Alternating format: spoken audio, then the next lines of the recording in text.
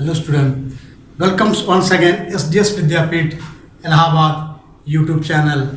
I am A.N. Verma, SDS Vidyapeeth Allahabad.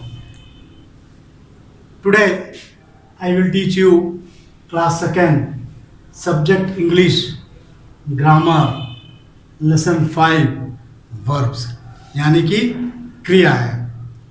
क्या है verbs? What is action words tell us what a person, animal or thing does.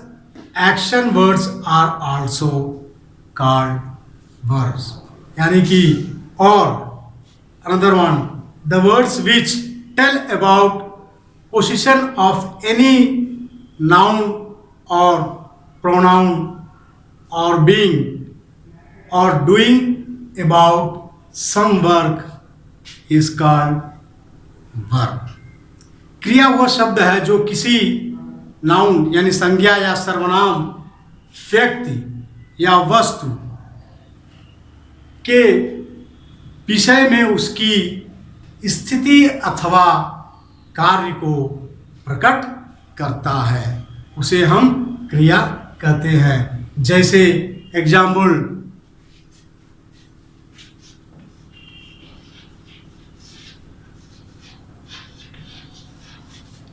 They were my friends. They were my friends. ये word शब्द जो है ये क्रिया को दर्शाता है. It's denoted to verb. Another one is the sun shines brightly.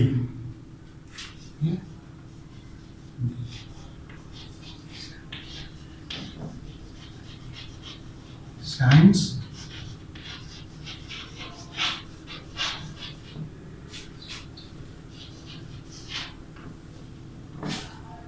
the sun shines brightly. यहाँ पे आपको shine शब्द जो है यह वर्ब यानी कि क्रिया को डिनोट करता है. the sun shines brightly. shines जो है वर्ब क्रिया में आता है. Another one, an old man walks slowly. तो क्या आप बता सकते हैं इसमें क्या आएगा, कौन सा वर्ब क्या है, कौन सा शब्द वर्ब में आएगा? an old man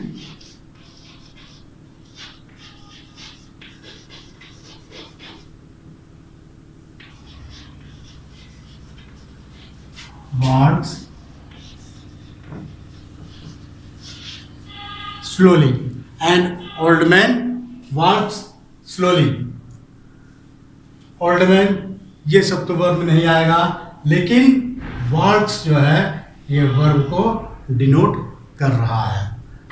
Another one is birds fly in the sky. Birds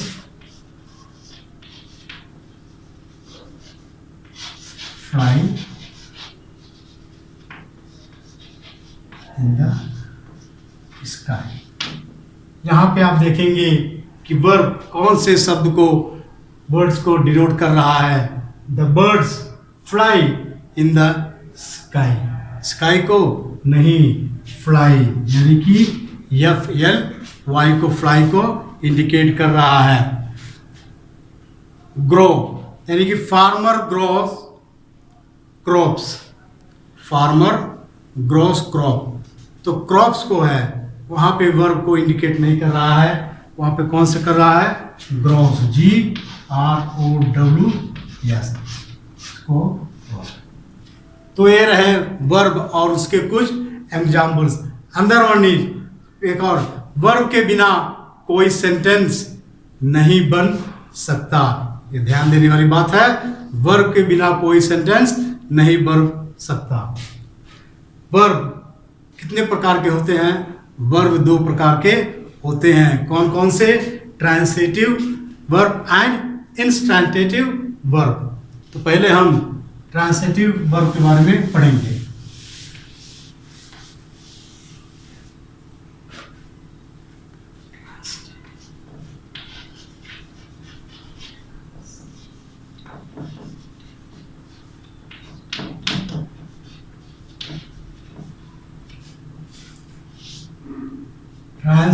transitive verb क्या है? Transitive verb.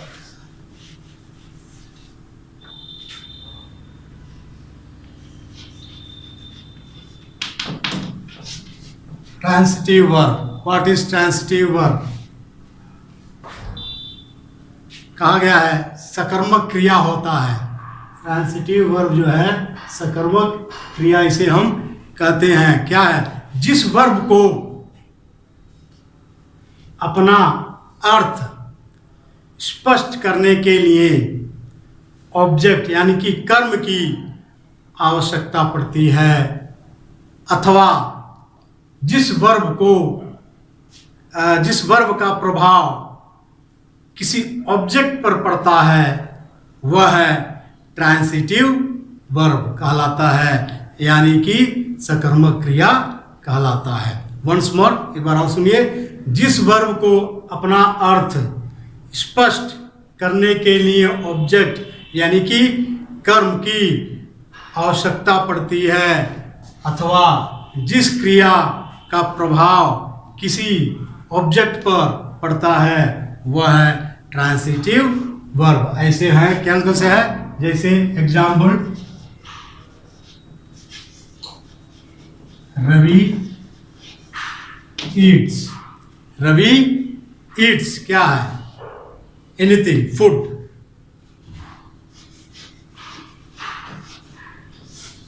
क्या डिनोट कर रहा है इसको?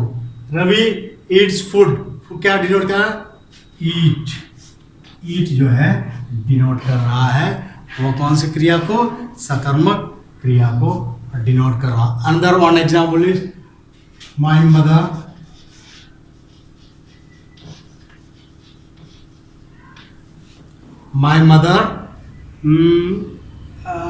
washes clothes।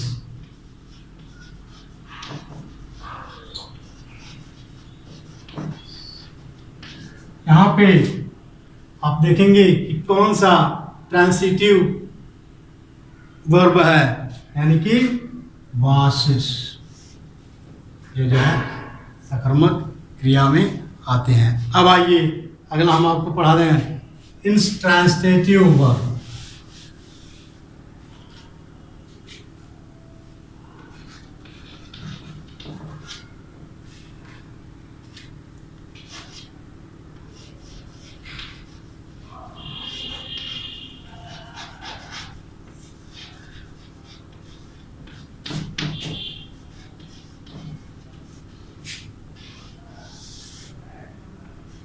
यानी कि इसको हम पढ़ेंगे अकर्मक क्रिया।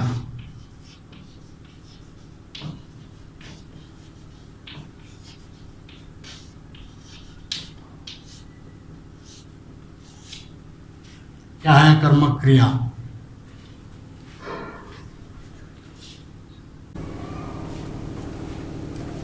इंट्रांसिटिव वर्ब यानी कि अकर्मक क्रिया। क्या है अकर्मक क्रिया? कहा गया इंट्रांसिटिव वर्ब अकर्मक क्रिया जिस वर्ब को ऑब्जेक्ट यानी कि कर्म की आवश्यकता नहीं पड़ती है तथा जिस वर्ब का प्रभाव स्वयं सब्जेक्ट यानी कि कर्ता पर पड़ता है, उसी प्रकार उसे हम इंस्टेटिव वर्ब कहते हैं। जैसे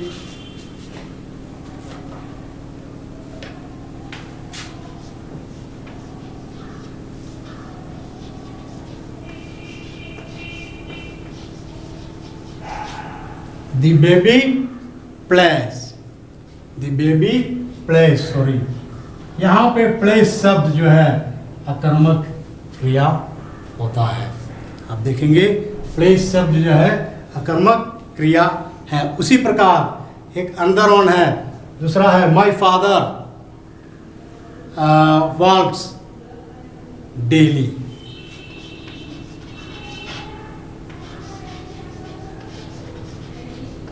My father walks daily, यानी कि मेरे पिताजी प्रतिदिन चलते हैं, टहलते हैं, उसका उच्चारण किया गया है। और walk शब्द जो है वो क्या है? वो है अकर्मक क्रिया यानी कि इंट्रांसिटिव वर्ब। तो प्यारे बच्चों, आशा करते हैं कि लेसन 5 वर्ब आपको समझ में आ गया होगा। अगर नहीं समझ में आया होगा तो मेरे पर्सनल कॉन्टैक्ट नंबर पर आप संपर्क कर सकते हैं। मैं उसे आप लोगों को दोबारा बताने की कोशिश करूँगा। Thank you.